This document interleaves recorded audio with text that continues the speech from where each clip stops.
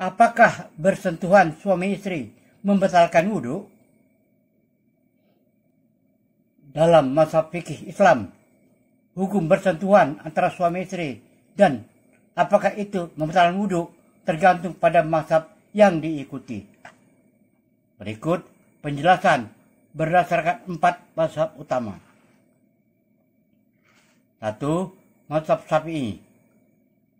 Membatalkan wudhu, ya, jika terjadi sentuhan kulit tanpa penghalang antara laki-laki dan perempuan yang bukan mahram, termasuk suami istri, maka wudhu batal meskipun tanpa syahwat. Dalil yang digunakan Al-Quran surah 5 Al-Ma'idah ayat 6 dengan penafsiran menyentuh wanita secara literal. Catatan, kalau ada penghalang seperti kain atau sarung, tidak membatalkan. 2. Mazhab Hanafi. Tidak membatalkan wudhu, kecuali jika keluar sesuatu, misalnya mani atau madzi. Sentuhan kulit antara laki-laki dan perempuan, termasuk suami istri, tidak membatalkan wudhu, baik dengan syahwat atau tanpa syahwat. Dalilnya mengartikan menyentuh wanita dalam ayat sebagai kiasan untuk hubungan seksual, bukan sekedar sentuhan fisik. 3. Mazhab Maliki. Tidak membatalkan wudhu, kecuali jika diserai dengan syahwat yang nyata. Jika sentuhan biasa tanpa syahwat, wudhu tidak batal. Penekanan lebih pada niat dan kondisi hati saat bersentuhan. 4. Mazhab Hambali. Mirip dengan Maliki, sentuhan membatalkan wudhu jika disertai syahwat dan tidak ada penghalang. Kalau tidak ada syahwat, maka tidak batal.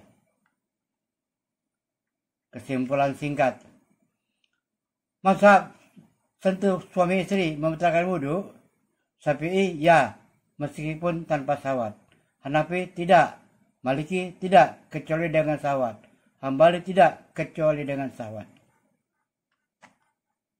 Jika kamu mengikuti mazhab Syafi'i seperti mayoritas di Indonesia, maka sentuhan kulit langsung antara suami dan istri memang membatalkan wudhu.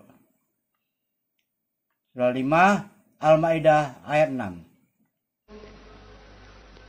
Ya ayyuhalladzina amanu idza qumtum ilas salati faghsilu wujuhakum wa aydiyakum ilal marafiqi wamsahu bi ru'usikum wa arjulakum ilal ka'bayn wa in kuntum junuban fattahharu وَإِن كُنتُم مَّرْضَىٰ أَوْ عَلَىٰ سَفَرٍ أَوْ جَاءَ أَحَدٌ مِّنكُم مِّنَ الْغَائِطِ أَوْ لَامَسْتُمُ النِّسَاءَ فَلَمْ تَجِدُوا مَاءً فتيمموا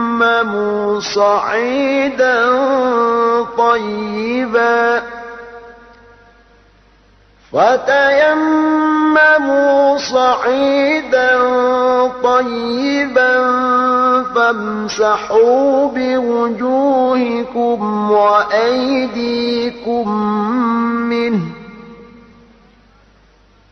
ما يريد الله ليجعل عليكم من حرج ولكن يريد ليطهركم وليتم نعمته عليكم لعلكم تشكرون. Hai orang-orang yang beriman, Apabila kamu hendak mengerjakan sholat, maka basuhlah mukamu dan tanganmu sampai dengan siku, dan sapulah kepalamu, dan basuh kakimu sampai dengan kedua mata kaki. Dan jika kamu junub, maka mandilah. Dan jika kamu sakit atau dalam perjalanan kembali dari tempat buang air atau kakus, atau menyentuh perempuan, lalu kamu tidak memperoleh air, maka bertayamumlah dengan tanah yang baik atau bersih. Sapulah mukamu dan tanganmu dengan tanah itu. Allah tidak hendak menyulitkan kamu, tetapi Dia hendak membersihkan kamu dan menyempurnakan nikmatnya bagimu, supaya kamu bersyukur. Kenapa waktu tawaf suami istri bisa bersentuhan dan semua mazhab mengatakan tidak batal? Pertanyaanmu sangat relevan, terutama bagi yang ingin memahami fikih ibadah secara praktis. Jawabannya singkat. Karena dalam kondisi tawaf, terutama saat haji dan umroh, kerumunan sangat padat, maka bersentuhan antara suami istri atau orang lain sulit dihindari. Dan dalam saat seperti ini, syariat memberi keringanan rukhsah. Penjelasan rinci. Kenapa suami istri bisa bersentuhan saat tawaf? 1. Tawaf dilakukan dalam kerumunan padat. Tawaf wajib dilakukan di sekitar Ka'bah bersama ribuan atau bahkan jutaan orang. Dalam situasi seperti ini, suami istri yang berjalan berdampingan sangat mungkin bersentuhan, entah sengaja atau tidak. Bahkan, bukan hanya suami istri, orang bisa bersentuhan dengan siapapun. Dalam fikih, kesulitan besar, masyaqqah membuka pintu keringanan, rukhsah. 2. Sentuhan tanpa syahwat tidak membatalkan wudu. Menurut sebagian ulama dalam mazhab Hanafi, sentuhan kulit tidak membatalkan wudu meski dengan syahwat. Maliki dan Hambali, sentuhan tidak membatalkan wudu jika tanpa syahwat. Syafi'i, sentuhan membatalkan meski tanpa syahwat jika tanpa penghalang. Jadi, sebagian besar ulama berpendapat bahwa sentuhan tanpa syahwat tidak membatalkan wudu, apalagi dalam situasi tidak sengaja seperti tawaf. 3. Dalam mazhab Syafi'i ada pendapat keringanan untuk tawaf. Walaupun mazhab Syafi'i ketat soal sentuhan, beberapa ulama Syafi'i memberi rukhsah keringanan dalam kasus sentuhan tidak disengaja, kesulitan ekstrim untuk menghindari sentuhan, tidak ada syahwat. Dalam kondisi tawaf, semua ini biasanya terjadi, maka wudhu dianggap tetap sah oleh sebagian ulama Syafi'i dalam konteks seperti itu. 4. Praktik jemaah dan pendamping. Suami istri atau keluarga biasanya bersama-sama saat tawaf untuk saling menjaga agar tidak tersesat.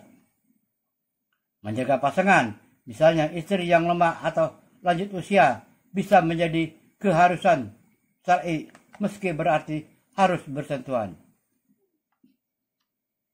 Kesimpulan, suami istri bisa bersentuhan saat tawaf karena situasi padat dan sulit menghindar. Sentuhan seperti ini tanpa syahwat dan tidak disengaja dalam banyak pendapat ulama tidak membatalkan wudu, apalagi jika termasuk darurat.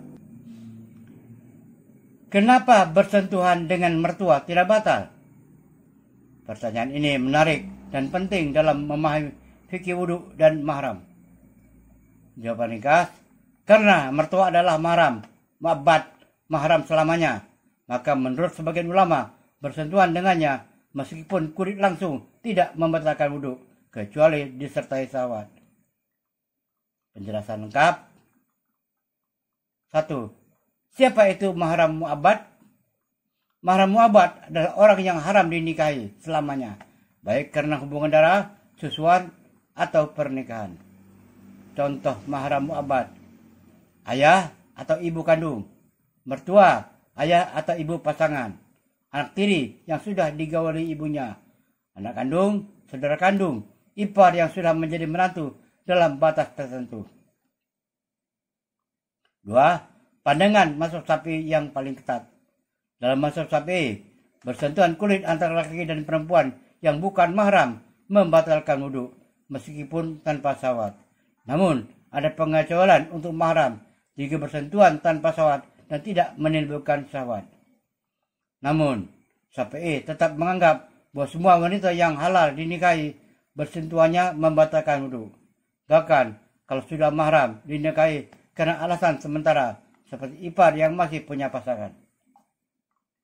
Tapi, mertua termasuk mahram mu'abbad dan secara umum dianggap tidak membatalkan wudhu dalam pandangan selain Syafi'i atau juga tidak ada syahwat. 3. Pandangan mazhab lain, Hanafi, Maliki, Hambali. Dalam mazhab Hanafi dan Maliki, sentuhan kulit tidak membatalkan wudhu sama sekali, kecuali jika keluar sesuatu seperti mazi. Dalam Hambali tidak batal kecuali disertai syahwat. Maka, menurut 3 mazhab, bersentuhan dengan mertua tidak membatalkan wudhu selama tidak ada syahwat dan tidak keluar sesuatu dari kemaluan. Simpulan, bersentuhan dengan mertua tidak membatalkan wudhu karena mertua adalah mahram mu'abbad, haram dinikahi selamanya.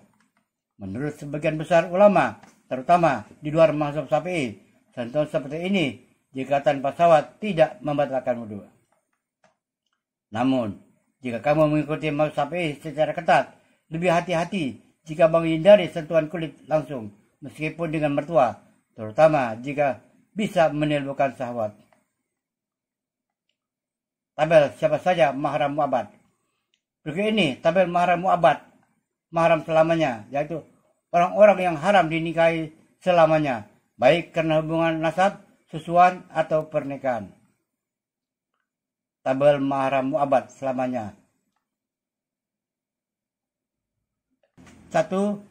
Nasab darah, ibu, anak perempuan, saudara perempuan, bibi dari ayah atau ibu, keponakan perempuan, anak saudara laki-laki atau perempuan. 2. Susuan, ibu susu, anak perempuan dari istri yang disusui, saudara perempuan, sesusuan, bibi sesusuan, keponakan sesusuan, ibu mertua, anak tiri jika sudah digauli ibunya. 3. Pernikahan, menantu perempuan, ibu tiri, istri ayah. Keterangan tambahan. Mahram nazab dan susuan, keharamannya mutlak dan selamanya meskipun hubungan sudah putus, misalnya cerai. Mahram pernikahan, ibu mertua haram selamanya meski istri sudah dicerai. Anak tiri haram jika ibunya sudah digauli. Ibu tiri, istri ayah haram menikahinya karena ayah pernah menikahinya. Menantu, istri anak haram dinikahi selamanya.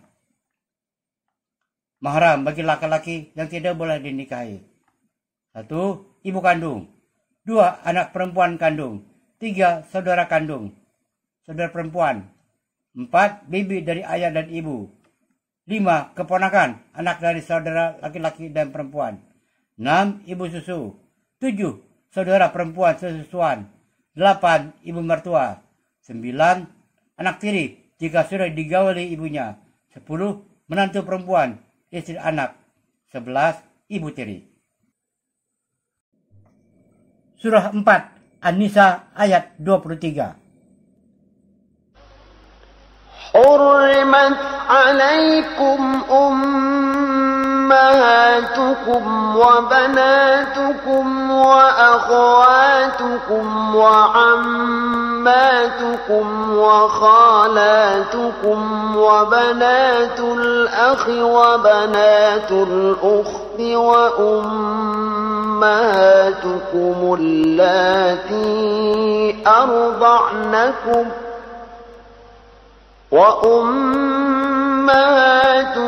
اللاتي أرضعنكم وأخواتكم من الرضاعة وأمهات نسائكم وربائبكم اللاتي في حجوركم من نسائكم اللاتي دخلتم بهن فإن لم تكونوا دخلتم بهن فلا جناح عليكم وحلائل أبنائكم الذين من أصلابكم وأن تجمعوا بين الأختين إلا ما قد سلف إن الله كان غفورا رحيما.